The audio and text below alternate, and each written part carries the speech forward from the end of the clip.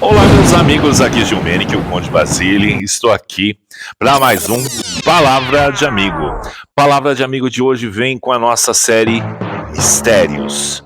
A série Mistérios tem feito bastante sucesso aqui no nosso Palavra de Amigo, onde eu conto histórias místicas que aconteceram na minha vida espiritual, principalmente. Para quem não sabe, eu sou zelador de Umbanda há mais de 30 anos.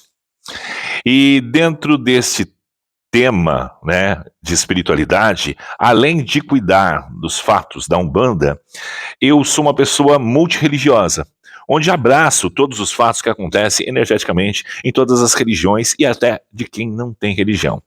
Quem não sabe, eu tenho o Castelo Santa Saracalli em Peruíbe, no litoral sul de São Paulo, que é o Santuário Nacional de Santa Saracalli, que nasceu aqui. Eu estou hoje dentro do meu templo-escola de Umbanda, que fica aqui no Recanto Rosa dos Ventos, em Itanhaém, onde abrigava o primeiro santuário de Santa Saracalli, e que migrou, né, para o castelo para que tivesse mais acessibilidade para as pessoas.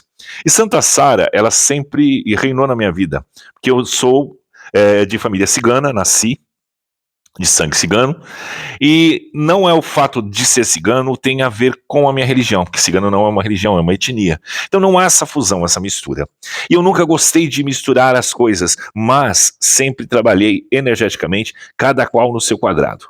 O que é de Umbanda é da Umbanda, o que é da minha etnia cigana é da etnia cigana, o que é de Santa Sara é de Santa Sara, porque ela é uma santa de todos, de todas as religiões, de todas as pessoas, acolhe a todos. E eu sempre trabalhei, e eu tenho o dom, né, desde criança, de trabalhar com os oráculos, a quiromancia e a cartomancia, são os fortes, né, os que são mais fortes, que eu mais me identifico, apesar de ter acesso a outros oráculos com facilidade, mas o que eu mais gosto é a cartomancia e a quiromancia. Hoje, com a popularização da internet, da religião, dos meios de comunicação, principalmente das artes divinatórias, dos trabalhos, tudo virou uma miscelânea. Então, quando se fala de espiritualidade, de Umbanda, de cigano, de tudo, tudo virou um catimbó só. Aí os catimbozeiros, feiticeiros, as pessoas que trabalham com adivinhação, né, os oraculistas, tudo mais, acabaram se ficando tudo no mesmo potinho. Então o que acontece? Então as pessoas assimilam tudo uma coisa só. Eu nunca gostei de ficar num potinho misturado com tudo. Eu tenho vários potinhos na minha vida. Então tem o Gil cantor, o Gil ator, o Gil pai de santo, o Gil cigano, sabe, místico, o tarólogo. Então todos têm o seu espaço. Porque nisso nós temos que ter uma vivência espiritual de várias coisas. O interessante é saber cultuar cada coisa separadamente. Porém, a responsabilidade é muito grande. Por isso que eu falo, a responsabilidade é muito grande. Hoje em dia você vê os oráculos na internet assim, ó, como se fosse um eletrodoméstico. Uma torradeira onde você ligou, ela rapidinho ela já salta ali pronta. E tem suas consequências. Existe muita veracidade nos oráculos e existe muito charlatão, existe muita pessoa que não tem disciplina alguma. Então, ser um oraculista, ser uma pessoa que trabalha com adivinhação, você não necessariamente precisa ser pai de santo. Você não precisa ter um vínculo, às vezes, com uma religião de matriz africana ou com outra, mas você tem o dom. Então, o dom do oraculista. Mas o que é o dom? Fazer um curso e aprender a jogar e dar certo, tá tudo certo e aí? Não. Você tem que ter o dom da interpretação, de saber interpretar o oráculo e principalmente saber interpretar o que você vai passar para o consulente, para a cliente, para a pessoa que está se atendendo com você. Você nunca pode esquecer que você está tendo, aquele momento, uma importância muito grande na vida da pessoa.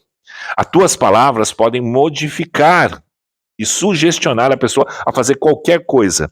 E nem tudo que a gente vê e prevê, ele é explicado ou ele é mutável. Ou vai acontecer inevitavelmente, ou você pode avisar e aquilo vai mudar. É um dom perigoso, não é fácil, é uma missão muito árdua ser um oraculista, trabalhar com isso. Não pode visar só o dinheiro. Mas as cartas são caridades, o oráculo é caridade. Não, o oráculo trabalha com o fio metal, trabalha com a troca, porque é uma informação provocada ao astral. Você invoca ali seres que vão te dar informações privilegiadas do futuro, do passado e do presente. Então ele tem a ver com a troca de energia. Então ele precisa ser pago. Ele não tem a ver com a caridade da Umbanda, com as histórias todas, assim, né? Então é muito criticado às vezes pelas pessoas que são kardecistas e tudo mais, mas cada qual no seu cada qual. Se você acha errado ganhar dinheiro através dos oráculos, não jogue, não atenda com oráculo. Tá? Deixe isso para quem sabe. Porque é uma responsabilidade grande. Hoje eu vou contar uma história que aconteceu com pessoas que eu atendi. E por mais incrível que pareça, as histórias estavam todas interligadas. O porquê da responsabilidade no que falar quando atender. O porquê você tem que ter o dom e lapidar esse dom. E a didática quando for. Porque você muda a cabeça de uma pessoa, você enlouquece. Brotou agora videntes de não sei o quê, prevendo mortes de famosos. Principalmente de pessoas que já têm sinais de que vão desencarnar. Isso eu acho de uma inutilidade tremenda, prever sua morte. Quando acontece o fenômeno de prever alguma coisa relacionada ao desencarne, tem que se tomar muito cuidado. Porque o desencarne, às vezes, é imutável. Porque chegou talvez o momento daquela pessoa. E o risco de morte é diferente. O risco de morte, você vai poder mudar, você pode falar com clareza, você pode alertar. Mas quando é imutável, você tem que preparar energeticamente a pessoa e do que vai. E muitas das vezes a gente lê a carta, interpreta, fala para a pessoa, mas a gente também não fica sabendo. Porque a nossa interpretação ela vai até um limite de que você pode ou não entender. Nisso do que eu vou contar hoje é muito importante, talvez esse vídeo fique longo, mas vale a pena, porque ele vai mostrar a importância do oráculo, o respeito e o perigo que tem, e tudo aquilo, a energia que você carrega por ser oraculista e por também cuidar espiritualmente das pessoas. A responsabilidade que você assume, a cobrança que é muito grande com você. Então, decidir fazer isso só pelo financeiro ou pelo ego é complicado. Saiba das consequências. E esse vídeo vai te mostrar, assista até o final. É muito importante, porque é um relato que aconteceu verídico e de pessoas próximas que se atendiam comigo. Bom, eu atendo várias famílias, como são muitos anos de sacerdócio e muitos anos também de oraculista, porque eu já venho desde criança com esse dom de mexer com os oráculos. É muito importante que a gente conserve a didática e saiba os limites aonde chegar. Bom, eu atendi uma família inteira, sempre atendi, e essa família também se cuidava espiritualmente comigo. Então, veio jogar comigo uma amiga muito grande minha, onde a família toda jogou também. Então, ela estava muito empolgada, porque ela estava noiva para casar, estava construindo a sua casa, junto com o seu noivo, trabalhando muito querendo engravidar e com um problema grave de não conseguir engravidar, toda programada para casar, e ela foi lá toda contente para jogar comigo. Joguei. As cartas se fechavam, as cartas mostravam uma carta de Egum, uma carta que vinha falando de uma nuvem negra, de uma energia muito pesada que não iria deixá-la entrar casada na casa. Falei, olha, a casa tá com uma energia pesada, tem alguma coisa errada, ela ia fluindo bem, teve a presença de uma pessoa, de uma mulher mais velha, e ela carregou uma energia ali para dentro de muito peso, muita inveja, muito ódio, muita coisa, e as coisas começaram a dar tudo errado.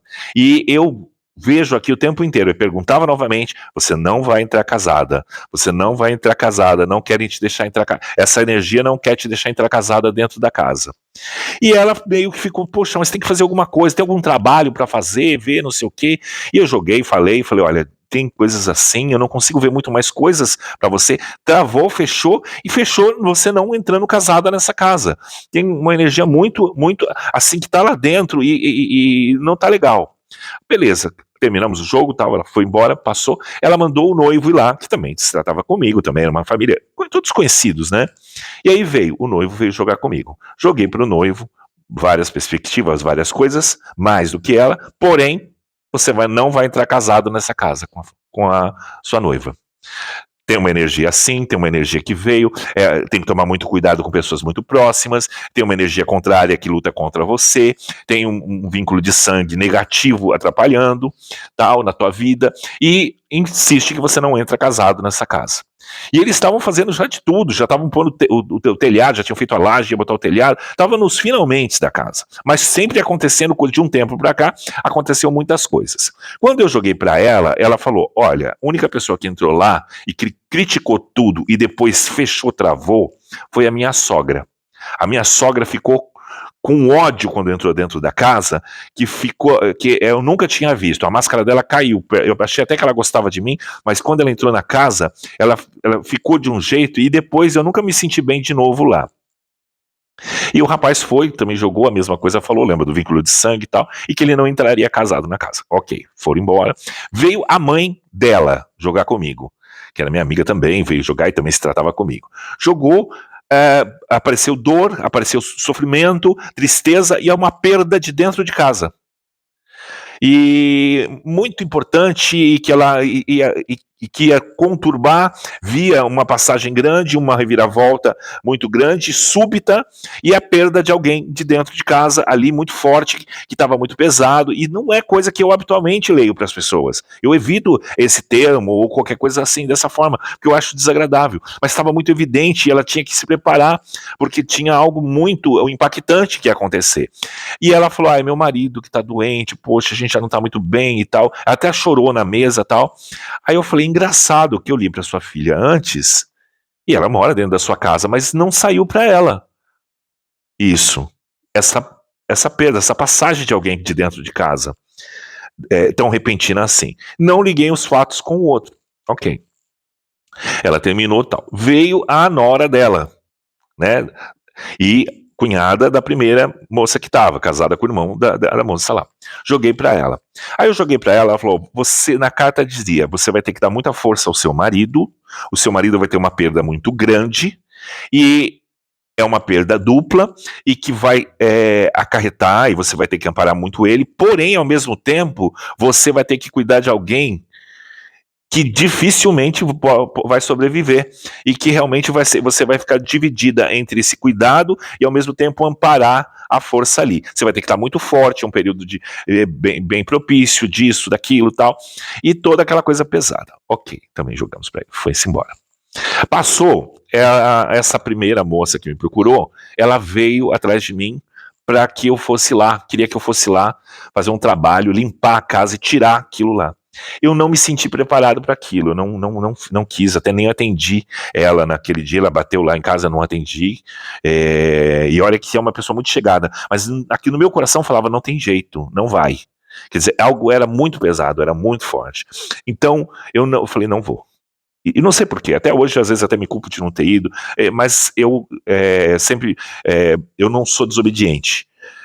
Se lá de cima o telefone toca para cá e fala não, não, eu não discuto, porque o telefone não toca daqui para lá, é de lado espiritual que toca para cá, e a gente não consegue ligar. Mas quando ele toca e fala não, é não. E eu não vou, eu sou muito assim, não importa o que falar, pode ser a pessoa mais chegada e disser não vai, eu não vou. E eu não fui. Naquela semana teve um feriado grande, e essa moça estava tão empolgada que ela tinha recém colocado o telhado e tudo, e que ela queria ir para lá para começar a pintar, para mexer, para dar mais últimos toques na casa. A família inteira, eles tinham um sítiozinho perto de Atibaia. E aí todo mundo queria ir para esse sítio. Era um sítio simples, mas todo mundo se juntava, ia a família toda para lá para fazer churrasco. Então juntaram-se isso. E aí ela não ia, nem o noivo. Eles iam ficar para cuidar da casa, porque estavam empolgados em terminar a casa, porque queriam terminar a casa, porque o casamento estava marcado, que as coisas estavam marcadas. Tinha recém comprado um carro antigo já para poder transportar as coisas. E ela falou, não vou gastar gasolina, deixa aqui, comprei o carro agora, não quero tomar multa, nada disso, e tal, e não quero gastar gasolina e tal. Passa uma outra senhora, um pouco mais velha, e que estava afim de um rapaz mais novo, que era mecânico, ele trabalhava na mecânica do irmão dessa moça, né? Eu não vou falar os nomes porque a família é muito conhecida minha e também não acho desagradável. Então, essa minha amiga, que a primeira que se consultou, e insistiu com ela, vamos, porque eu tô afim de fulano, que trabalha com seu irmão, e vamos lá, vamos comigo, porque aí eu vou convidar, ele mora aqui na rua, mora em frente, eu vou convidar, vou levar ele comigo. Ela falou, mas é aniversário dele hoje. Então, a gente dá um jeito e tal. Aí ela falou, tá bom, eu vou. Já que eu não vou gastar gasolina, vou no seu carro. Ela, não, vai no meu carro, eu vou com o meu carro e tal. E aí ela conversou com o noivo e estava conversando com outro. Aí resolveram, por cargas d'água, separou-se 2 casais na hora de ir. O carro dessa moça, a intenção dela era levar esse rapazinho. Esse rapazinho estava fazendo 21 anos nesse dia. E ele trabalhava na mecânica do irmão dessa minha amiga. Daquela outra, marido daquela outra última que se jogou comigo. E ele foi esse rapaz, e aí a sogra dela, na verdade, a sogra do irmão dela, a moça que foi jogar comigo, a mãe dela foi no carro, a última moça que foi jogar comigo, a mãe dela foi no carro junto com essa moça. E o marido foi dirigindo o carro dela, e no carro dela foi o noivo dessa minha amiga. Então separou os 2 casais. Então no carro foi a motorista que convenceu a moça a ir, essa minha amiga, a moça, o rapazinho, trabalhava na mecânica, a mãe da outra, da cunhada dessa moça, juntos também, ali. Foram os 4 ali. E o noivo e o pai da última que se jogou foram em outro carro lá. Em meio que, quase que um comboio para lá. Perto da chegada do sítio, nas estradinhas que vai para o sítio, a motorista do carro perdeu a direção e bateu num ônibus, o ônibus meio que invadiu a contramão, ela perdeu a direção na hora, apavorada, o ônibus pegou a lateral do carro, destruiu o carro. A minha amiga, que jogou, que eu cuidava, que é a primeira a jogar e que ela não iria entrar casada na casa, faleceu na hora. O rapaz, de 21 anos, faleceu na hora.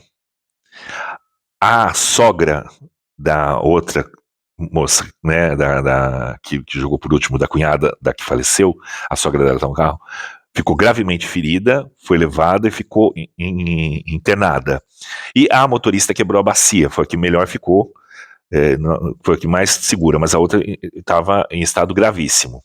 E os 2 faleceram na hora. E foi uma loucura, porque logo atrás chegava o carro da última moça que eu atendi, a cunhada da que faleceu, com o irmão dela, que é o mecânico, né? E ele viu, nossa, é a placa do carro da fulana, meu Deus, é isso. Aí ele já chamou, a própria mãe dela, que jogou comigo também, estava próximo do sítio, correram lá, então foi visto, até retiraram as pessoas das ferragens, foi uma tragédia horrorosa, saiu no jornal de lá, capa, tudo, uma coisa horrível, uma coisa pavorosa.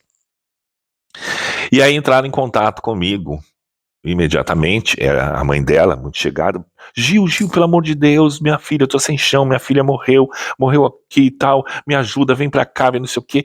Nessas horas, as pessoas, o líder espiritual, ele é tudo que você se agarra. Eles te colocam num patamar de santidade, como se você tivesse superpoderes.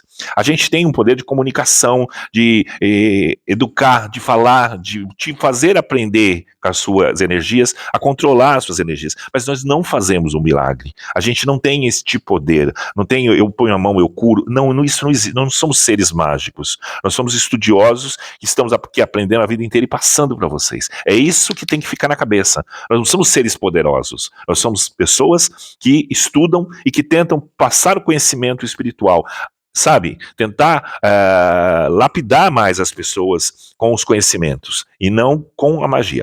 Mas aí, desespero, vem pra cá, me ajuda, pelo amor de Deus, meu carro tá quebrado aqui, eu não sei nem como voltar, como fazer, tá a família toda aqui, todo mundo sem chão. E aí eu falei, mas como é que eu vou? Eu não sei onde é seu sítio nem nada. Na época a gente tinha uma dificuldade de comunicação, a gente não tinha videochamada, nada disso fácil, a gente não tinha GPS fácil, nada disso. Então ela falou, passa na minha casa, do lado da minha casa tem meu irmão, ele vai te explicar direitinho como vem, que eu tô sem cabeça, já explica pra ele as coisas, tal, e pá, ok. Aí eu vou lá desesperadamente acudir todos eles lá, que tava todo mundo em pânico, em desespero. Então, fui até a casa dela, cheguei na casa dela, bati lá, tal, o irmão veio a cunhada, todo mundo, eu falei, olha gente, eu preciso que vocês me ensinem para ir pro sítio, se alguém puder também ajudar a organizar, ir para lá, tá todo mundo em desespero, que a fulana faleceu, né? Ela falou, não, fulana tá no hospital. Eu falei, não gente, faleceu. Não, tá no hospital, imagina que foi um acidente e tal. É aquela história, gente, quando acontece isso, houve um óbito, houve uma coisa, não tem o que mentir. Você não vai mudar, não vai voltar atrás. Então não dê informações truncadas, porque a pessoa vai passar mal, por isso que aquilo. Você só atrasa, você só perturba a situação. Aconteceu, não tem como voltar atrás, tem que ser falado a verdade. A família, não sei quem contou uma mentira de que ela estava no hospital e que era um acidente. Falei, não, eu acabei de falar com a própria mãe dela, com tudo, ela mandou vir aqui, eu vou para lá, inclusive para resolver as coisas de velório, de tudo, que tá todo mundo atônito. Morreu ela, né? E morreu um tal de Marquinhos, que eu não conheço. Aí ela falou, não é possível. Aí eu falei, quem? Eu falei assim, ela é um tal de Marquinhos. Quando eu falei isso de novo, era no portão de casa, na rua dela. E tava cheio de gente, porque era um feriado. O rapaz que tava atrás assim fez, quem? Eu falei, aí o cara começou a me sacudir, chutar o portão, meu irmão, e não sei o que. Aí já chamaram a mãe do rapaz, não tava sabendo, a mãe do rapaz. Olha que sinuca de bico que eu fui. Por estar liderando espiritualmente, por estar acudindo, por ter previsto, por ter falado lá. E aí aquela gritaria tal, o rapaz quebrando tudo, todo mundo na rua gritando. Eu falei pra ele não ir, que era aniversário dele, pra ele passar com a gente aqui. Meu Deus, aí começa aquela gritaria, aquela loucura, a mãe do menino se jogando no chão. E eu, assim, ó, que foi parar na minha mão, que bucha, né, de canhão que é. E aí tal, peguei o endereço, fui pra lá. Foi bom que a família do rapaz ficou sabendo, o pai dele foi, que era separado da mãe, foi com a madrasta pra lá também, acabei encontrando ele lá. Quando eu chego no sítio, todo mundo desesperado, e eu sem saber como foi as coisas, começaram a me dizer. Aí quando eu chego lá no sítio, a moça que jogou comigo por último, né, a cunhada da falecida, pega com uma das crianças, vem com a criança no colo. O filho dela era bem pequenininho na época. Quando ela vem, ela traz com ele do quarto que ele recém acordou. Ele acorda, ele olha pra mim e ele começa: machucou lá, tá machucado, machucou, cuida lá, machucou. Olhava pra mim e via. Eu falei, meu Deus, os dois estão aqui comigo. E a criança via a minha amiga e o rapazinho todos machucados ali, e ele gritava, que nem um louco, que eles machucaram, olhava pra mim e via. Falei, poxa, eles estão aqui, estão perdidos ainda. E a madrasta do rapaz, que faleceu, que estava lá, era kardecista. E foi muito bacana que ela percebeu o que aconteceu comigo, que eles estavam vendo e a presença deles, porque eu estava sentindo realmente aquela coisa toda. Aí tiraram a criança dali, de perto. Aí ela falou, gente, vamos fazer uma oração. Juntou todo mundo, ela fez uma oração, pediu licença pra mim, fiz oração, tal. Deu uma acalmada no negócio, peguei muita amizade com ela lá, ajudei.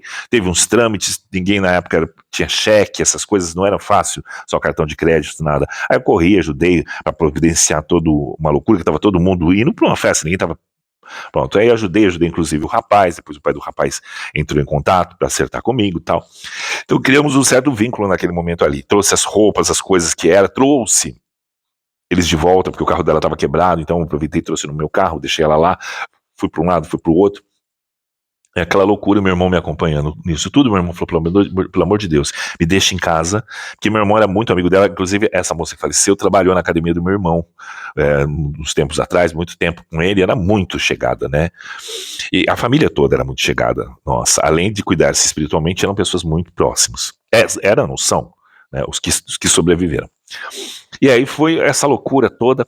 E aí eu voltei, aí o noivo me pediu, falou assim, Gil, você podia me ajudar? Eu preciso avisar minha mãe, tem que ir lá na casa dela, e eu tenho que avisar ela, né, de tudo, do que tá acontecendo, tal, do velório. Falei, tá bom, eu vou. E eu tinha deixado meu irmão em casa e fui resolver, e não dormi. Fiquei virado ali, cuidando de tudo, ajudando todo mundo, porque todo mundo sem chão. E eu mantendo lágrima, mantendo tudo, sabe, você tem que manter uma certa frieza nesse momento. E aí aquela loucura toda, e a gente fui levar ele na casa dele, ele chegou lá, era uma casa da mãe dele e tal, era um apartamento térreo assim, fui, a irmã dele dormindo, acordou a irmã dele, que foi, aí a mãe dele já estava acordada, ele falou, mãe, a senhora tomou seu remédio? A velha, já tomei. Aí ela fez assim, sabe o que é? A fulana sofreu um acidente, ela, mas é? Assim, fria, é? Tá no hospital, não sei o quê. Eu fiz, oi? Peraí, por que vai mentir de novo? Não fomos buscar a mulher pra ir no velório, você tá falando que ela tá no hospital? E eu segurei, assim. Eu sou muito sincericida. Aí a irmã dele olhando assim pra mim, a irmã dele olhou pra mim e fez... Aí eu, não sei o que, mas ela tá bem, eu... Aí ele falando lá, tudo, eu falei, olha, pera um pouquinho, fulano. Seguinte, A senhora tomou seu remédio? Tá tudo bem, tudo tranquilo. Ó, não tem outra notícia para dar. Eu sei que eu queria muito que fosse verdade o que ele tá falando. Queria muito realmente que ela estivesse realmente no hospital, que a gente tivesse alguma chance. Mas a gente tá vindo aqui pra senhora se aprontar, porque a gente vai pro cemitério, pro velório. Ela realmente faleceu, aconteceu assim, assim, assim, assado e tal. Ah, foi? Ah, sim. Mas quase que saiu um sorriso. Aí eu falei, nossa, não acredito numa coisa dessa. Beleza, mas irado, sabe? Com aquilo que estava acontecendo. A mulher se arrumou rápido e tal, e pôs no carro e foi. Do trajeto da casa dela até a casa da minha amiga, que de lá íamos pro cemitério, essa mulher vira e fala assim, e a casa? A casa vai ficar para você, né? Porque não é possível. Eu peguei na hora, fiz assim, pá! Falei, minha senhora, nós estamos indo para um velório. Deu uma freada no carro. Não é hora de falar sobre um assunto desse. Não, é porque, claro que tem que ficar com ele. Porque onde já se viu? Eu moro de aluguel até hoje. Pra mim, nunca ninguém construiu uma casa. Agora construiu, vai ficar pra quem? Pra família da mãe dela? Não, tem que ficar pra ele. Eu falei, se a senhora abrir mais a boca, daqui até onde eu chegar lá, se a senhora abrir a boca novamente, a senhora vai pra fora do carro. A senhora vai a pé. Porque eu não vou admitir a senhora falar da minha amiga aqui, que eu tô indo agora lá. Que é muito cruel. Aí ele, mãe, que isso? Que você tá falando disso? Pelo amor de Deus, não sei o que você tá falando. Aí ela, não, tem que ser prática, porque não sei o que. Eu falei, então a senhora vai ser prática na sua casa. Tô fazendo o favor de te levar a senhora tá aí agorando desse jeito? Ah, sim, eu sou muito sincero.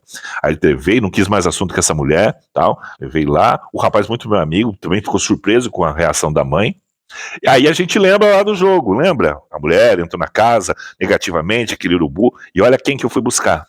Olha quem que foi falar na minha mão. Quer dizer, eu vejo nas cartas e depois tenho que ver pessoalmente tudo o que aconteceu. O que estava, da onde gerou, da onde veio essa energia. Pois bem, juntamos todo mundo, tal, fomos lá, chegamos no cemitério dos Girassóis lá na região de Osasco. Tava fechado, aí o cemitério abriu os portões, nós entramos, não tinha mais ninguém, só tinha o coveiro lá, mas ninguém lá dentro, já fomos esperando pro velório, demorou muito, né, nós chegamos que era coisa de 8, 9 horas da manhã, abrindo lá as portas do cemitério, e os corpos foram chegar entre meio-dia e meia e 1 hora. Então ficou todo esse tempo todo mundo lá. E aí vai, eu acudindo um, acudindo o outro, acudindo o pai, acudindo a mãe, acudindo o irmão e todo mundo, e juntando gente e tal. E eu tô lá desde a hora que chegou, não vi ninguém. Quando chegou, os corpos chegaram, foi uma comoção horrível. Foi um desespero, uma choradeira, ainda mais que ela estava noiva e o pessoal ainda colocou uma roupa meio de noiva nela, funerária. Então ficou uma coisa muito, muito, muito, muito. Bom, não existe uma despedida assim que não seja tão de uma coisa tão drástica assim, né? De uma pessoa tão jovem, tão cheia de vida, dois jovens, né? Ceifados assim, foi um horror. E aí eu já não aguentava mais, porque foi uma choradeira. Aí eu peguei e fui pro canto e peguei o celular, liguei pro meu irmão, falei, meu, vem pra cá pra segurar a onda também, cara, chegou agora, tal, e eu não aguento dar mais a força pra ninguém, porque eu não tenho mais da onde tirar força. Aí, não tô indo. Aí desliguei o telefone e comecei a chorar, no canto escondido ali, chorando. Daqui a pouco eu senti uma pessoa bater assim nas minhas costas, fez. Aí eu virei uma velhinha com uma blusa de lã, dessas de tricô, sabe, bem grossa mesmo, branca, com uma saia xadrez, puxada pro cinza assim, xadrezinha, bem compridinha assim, aquelas meias já de senhorinha, aquelas meias de compressão aqui assim, uma alpargata no pé, assim, ela era de origem preta, cabelo bem branquinho, curto, bem batidinho assim, curto, e ela fazia assim, né, com a blusinha assim, se arrumava e fez, meu filho, que coisa bonita, você sabe que eu tô te olhando desde a hora que você chegou? Tô te admirando, você deu carinho pro pai, pra mãe, pros irmãos, pra todo mundo, e veio chorar escondido, pra não magoar ninguém. Que pessoa boa que você é. Você tem uma missão muito grande, não larga a sua missão não. É muito importante a sua missão. Você sabe que você tá aqui hoje, tem a ver com a sua missão que você tá cuidando, né? Mas eu tô te vendo aqui, olha, não vai chorar sozinho aqui não, ó. Falei, obrigado, senhora, imagina, é que não dá tanto desespero assim, tão jovem, falando com ela, é tão jovem, assim, é muito desespero, já não sei mais como acudir. Ela falou, não, você sabe, você cuidou bem, eu tô te observando desde a hora que você chegou aqui. E você é uma pessoa muito boa. Jamais largue dessa missão. Jamais deixe de ser quem você é. E eu, muito obrigado, tal, assim. Nessa hora, a madrasta do rapaz gritou pra mim, fez, Gil! Aí eu olhei pra ela, ela fez assim, o que você tá fazendo aí? Aí eu falei, tô conversando com a senhora que estava aqui. Sumiu a senhora. Falei, que rápida essa velhinha, hein? Mas, né? Aí ela fez, não, vem pra cá, vem aqui, quero falar com você. Aí fui pra lá, comecei a conversar com ela. O que eu notei era que a velhinha tava com uma blusa de lã, de tricô pesada, e tava um calor de quase 40 graus. Era verão, era muito quente, já era mais de meio-dia, já era o sol da meio-dia. E ela tava se encolhendo assim, friozinho, sabe? E como o rapaz, o falecido, que eu não conhecia, a família dele, ele era preto, entendeu? Então, a família de negros, família de preto, e ela, eu falei, é parente dele, né? Assimilei isso, é da parente dele. Então, tranquilo, por isso que ela estava me observando. Mas eu abri o cemitério ali, eu entrei, não vi ninguém. O único momento que eu vi essa senhora foi ali. Quer dizer, não tinha ninguém ali. Como é que ela estava me observando desde a hora que eu cheguei? Aí, tá bom, mas ficou. Aí foi aquela comoção toda. Nisso chega a última moça que jogou comigo, a cunhada, né? E ela me agarra, me abraça. Gil, você viu isso nas cartas, você falou que eu ia ter que cuidar do meu marido porque ia acontecer uma coisa grave, que eu ia ter que cuidar de uma pessoa que ia ficar ruim. Minha mãe tá no hospital, ela tava no carro, minha mãe tá lá em coma. Gil, fala que ela vai viver, fala que ela vai viver. E ela vai viver, vai. O que você vai falar, gente? Nessa hora você não tem que usar poder nem nada, eu vou falar o quê? Não, não vai não. E aí eu sacudi daquela coisa, e outro puxando, outro dali, outro vai.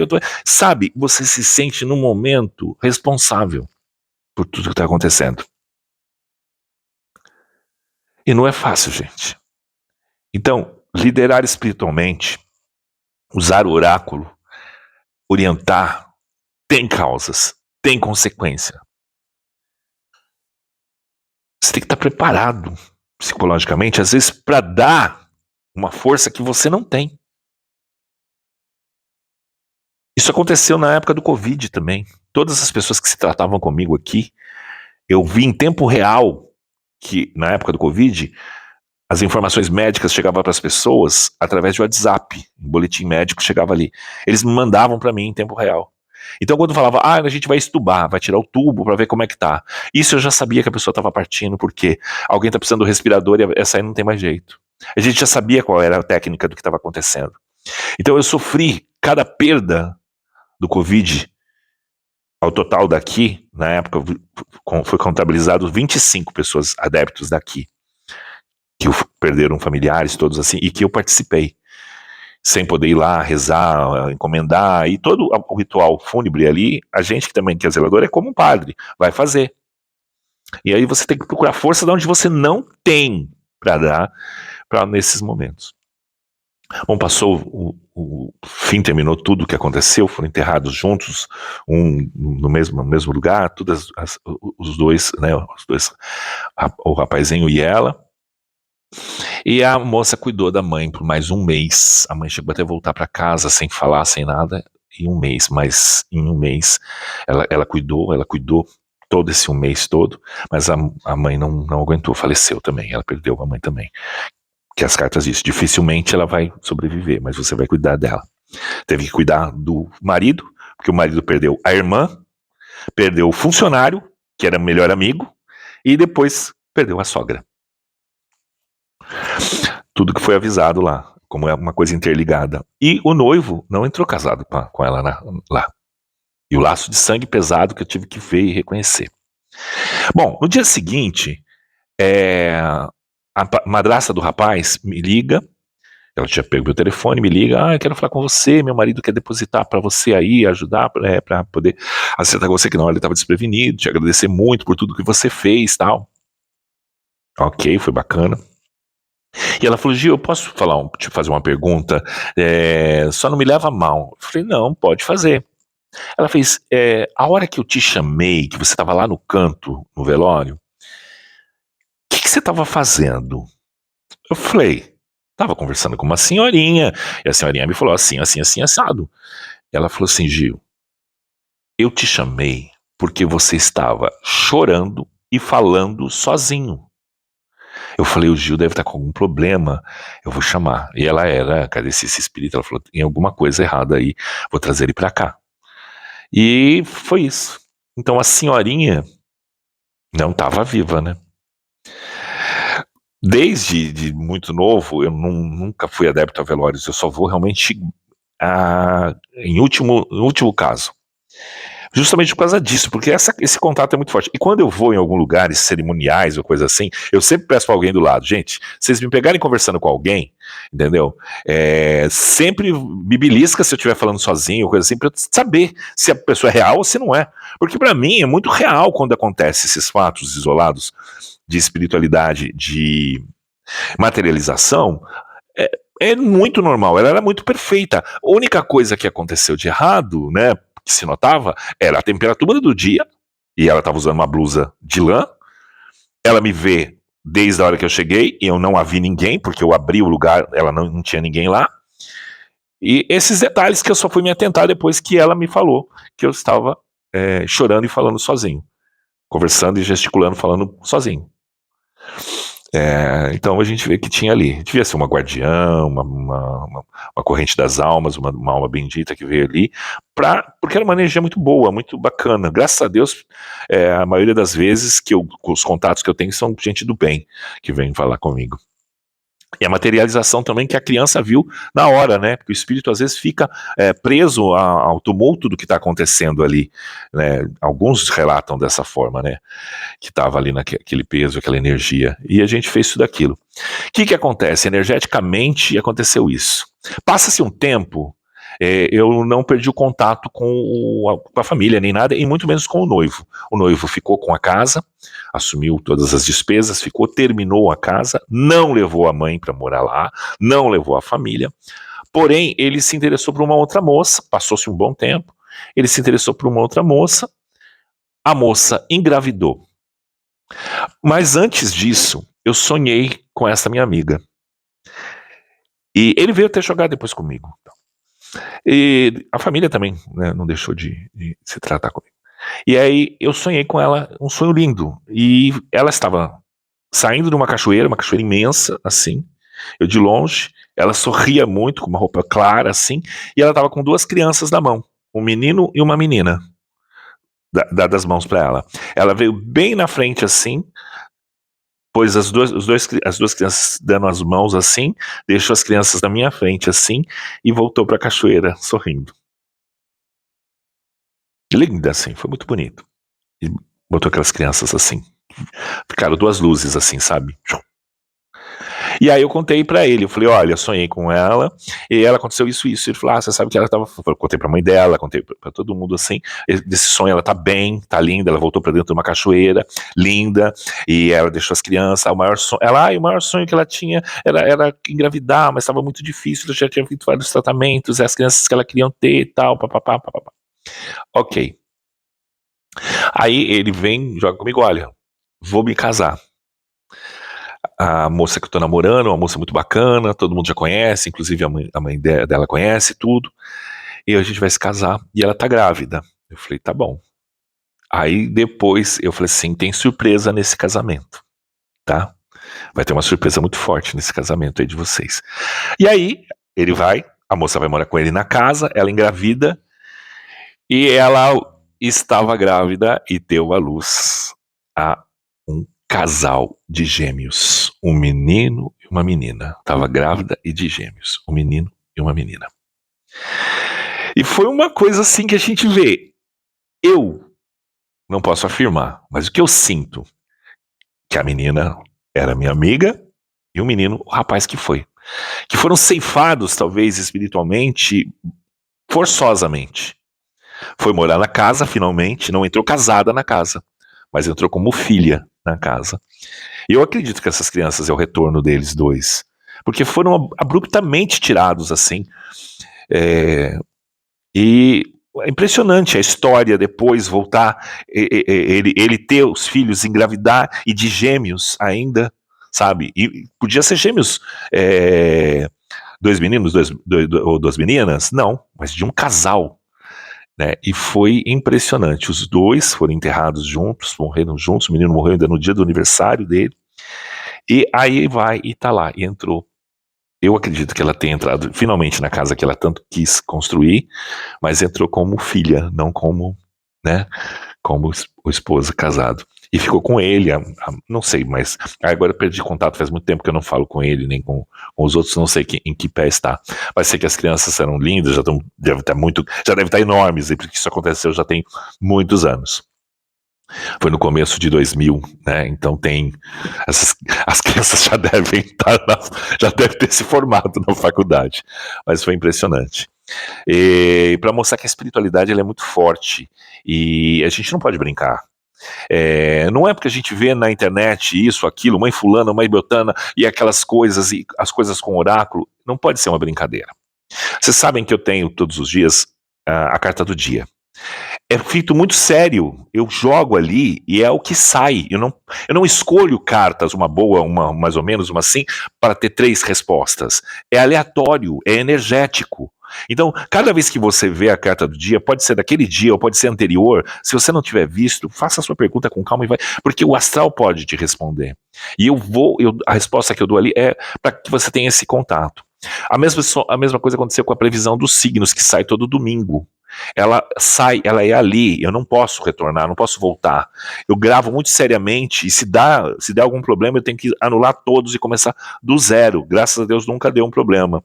Mas eu tenho que fazer dessa forma. É muito sério a questão do oráculo, não é brinquedo. Quando você vai se consultar com alguém, preste muita atenção em não somatizar talvez o que a pessoa esteja falando, porque ela pode ser um charlatão e você pode dar problemas graves. Como a maioria das vezes as pessoas vão procurar, meu marido está me traindo, minha esposa está me traindo, isso, aquilo. Depende da resposta leviana que você vai dar, sem certeza alguma, você pode acabar com a vida de alguém. Quando você fala que alguém cometeu algum ato horrível, você pode causar a morte de alguém. E a espiritualidade, ela funciona tanto para o bem como para o mal, porque o ser humano invoca os poderes espirituais. Não é os espíritos que vêm voluntariamente fazer alguma coisa. Eles vêm porque alguém chamou, porque alguém fez, porque alguém marcou. E a maldade, ela é feita em qualquer religião. Um ritual espiritual, ele é invocado de qualquer maneira, independe de uma religião, independe de um ritual. Dobrar os joelhos, lendo um livro preto também, com um véu na cabeça, desejando mal para alguém, é um ritual também de magia negra, de magia pesada. É a mesma coisa. Orar para o mal também é um feitiço. Não é só um trabalho com vela, com isso, com aquilo, um despacho que faz coisas ruins. Não é só na quimbanda, não é no candomblé, na umbanda, não vai, é na igreja católica, é na igreja de crente, é na onde... Aqui, ó, a maldade está aqui e aqui no ser humano. Então, quando você vai mexer com alguma coisa que lidere espiritualmente alguém, cuidado com o que fala. Eu falo porque vocês viram, olha, como é a realidade, as cartas elas não mentem, quem mentem são as pessoas. E elas contaram esse enredo. Ajudou? Preparou de alguma forma? Não sei, gente. Às vezes, eu me pergunto também, quando a gente prevê uma tragédia, quando eu já previ tragédias famosas, eu fico bravo com esse dom. Porque se eu não vou mudar, por que eu tenho que saber antes? Para sofrer por antecipação algo que eu não vou conseguir mudar.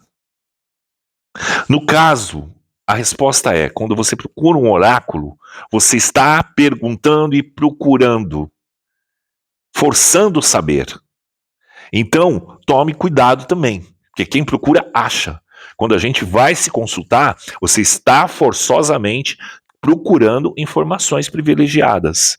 E essas informações podem não te agradar. Poderia ter sido mudado o caso dela? Eu não tinha poderes para isso, eu não me senti nos poderes para isso. A coisa já estava enraizada. Então, mas a responsabilidade é importante. Então, tanto para quem vai se consultar, para quem se mete também a ganhar dinheiro e trabalhar com oráculo. Tenha respeito pela vida humana, porque você, naquele momento, as suas palavras podem mexer para o bem ou para o mal com a cabeça das pessoas. Pense 1000 vezes, porque é todo você também que falou, você karmicamente vai assumir aquilo. Olha, gente, eu vivenciei toda a dor que eu previ para as pessoas. Eu sofri junto, também participei. Eu vi quem foi, eu vi a parte ruim, eu vi quem ativou a negatividade, eu vi quem foi e vi o desfecho, um desfecho lindo da chegada das crianças e de tudo mais. De que a vida se renova. Por maior que seja a tragédia, a vida se renova. A vida continua e se refaz. Então, por isso, a gente tem que saber do que a gente é responsável. Bom, meus amigos, eu espero que vocês tenham gostado dessa história. Se você gostou e chegou até aqui, deixe seu like, se inscreva no canal. E para eu saber que você chegou até o final desse vídeo, deixe a palavra-chave. E a palavra-chave de hoje vai ser mistério. Escreve aí, mistério. Se você escrever aí, eu ler que você escreveu mistério, eu sei que você chegou até o final do vídeo e que você quer que eu conte mais mistérios que aconteceram na minha vida, na espiritualidade. Esse Palavra de Amigo é pra gente ter esta troca de energia, troca de informações. Talvez você tenha uma história parecida com a minha, ou até mais interessante. Escreve pra mim. Pode ser que eu conte aqui no meu canal pra todo mundo aqui, tá certo? Lembre-se, eu seguro na sua mão, você segura na minha, a gente não se larga mais, porque aqui você tem um amigo, no nosso Palavra de Amigo. Palavra de Amigo de hoje fica por aqui, um beijo no coração de vocês, até o próximo vídeo e tchau, tchau!